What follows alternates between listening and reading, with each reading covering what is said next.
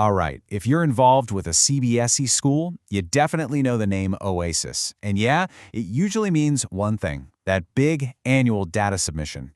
It can feel like a mountain of a task, right? Well, today, we're going to demystify it completely. We're going to break down exactly what you need to do, step by step, no confusion. And listen, I totally get it. You open up the portal, you see that long list of data requirements, and it can feel pretty overwhelming. But hey, that is exactly why we're here. We're going to cut right through all that confusion and give you a clear, structured path from start to finish. The goal? To make this whole process as smooth and stress-free as possible. So, here's our game plan. First, we'll decode what the OASIS portal even is. Then, we'll get into the nitty-gritty, your school's digital blueprint. We'll talk about why this is also important, who's in charge of it all, and wrap up with a super handy pre-submission checklist. All right, let's kick things off with Section 1. We're starting at the very beginning. What exactly is the OASIS portal and how do you get in? So OASIS, it actually stands for Online Affiliated Schools Information System. But what does that really mean? Well, you can think of it as your school's official digital ID for the CBSE. It's the one central place the board goes to for accurate info on pretty much everything, whether they're planning exams or deciding on your affiliation renewal. Okay, practical stuff. To get in, you're going to head over to saras.cbse.gov.in/oasis. For the login, you'll just need two things, your school's unique affiliation number and the password that CBSE gives you.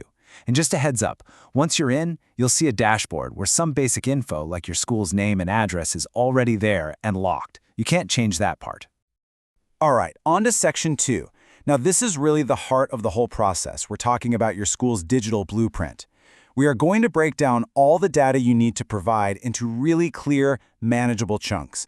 I know, it might look like a lot at first, but trust me, we'll tackle it piece by piece. Okay, first up, let's talk about management and media.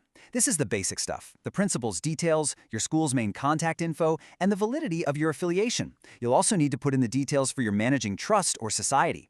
And here's a really important one. You've got to upload geotagged photos of the building, labs, library, and playground. And all that means is that the photo file itself has the exact GPS coordinates embedded in it.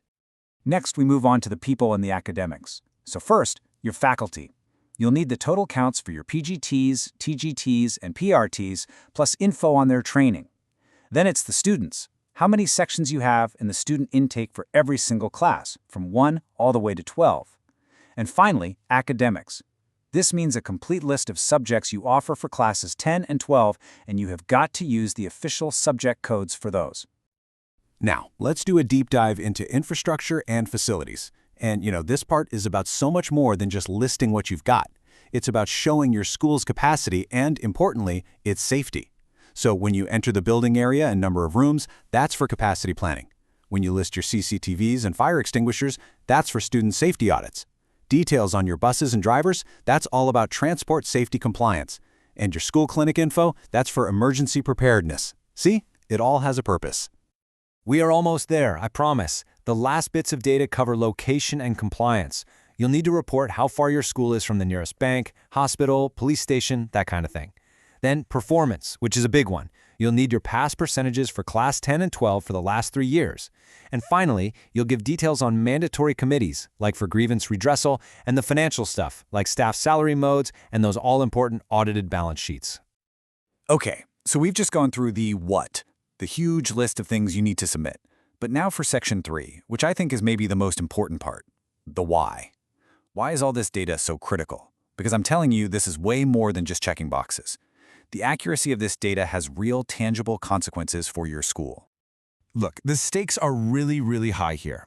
Think of it as a tale of two schools. On one side, you have the school with updated, accurate data. For them, it means smooth exam planning, easy affiliation renewals, and great inspection reports. But on the other side, the school with outdated data, they're looking at administrative nightmares, delays in their renewal, and big red flags during audits. The bottom line is simple. The quality of your data directly impacts how well your school runs. Which, of course, leads to the big question, whose job is all of this anyway? That brings us to Section 4. Who holds the keys? Let's talk roles and responsibilities. Let's be clear.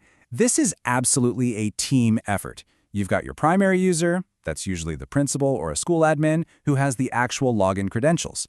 But they can't do it alone. They rely on contributors, the staff who really know the details inside and out. And then you've got the signatories. These are the people, like the principal, manager, or a trust member, who have to physically authorize documents like affidavits before they get uploaded. It's that final seal of approval. So we've covered the what, the why, and the who. Let's bring it all home with the how. Section 5 is your final 4-step action plan to make sure your submission is absolutely perfect.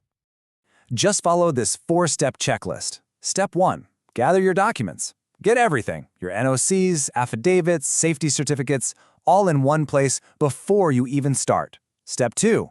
Check your media specs. Make sure those photos are geotagged and that all your files are under the size limits. Step 3, and this is crucial, verify all the data. Double-check every single field. One wrong number can cause a real headache later.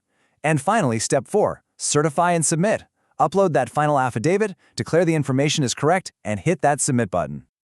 And please, make no mistake about this. CBSE isn't just collecting this data to sit in a database somewhere. No way. They are actively using this information for some really big decisions. We're talking inspections, deciding on your affiliation renewal, and even allocating exam centers. So when we say transparency and accuracy are paramount, we mean it. They aren't just buzzwords, they're the rules of the game. So, let's end with this one final thought. The moment you click that submit button, the data you've entered becomes your school's official story in the eyes of the CBSE. The real question then isn't just, did we comply? It's, is this digital blueprint a true reflection of our school's excellence? It's your chance to make sure the answer is a resounding yes.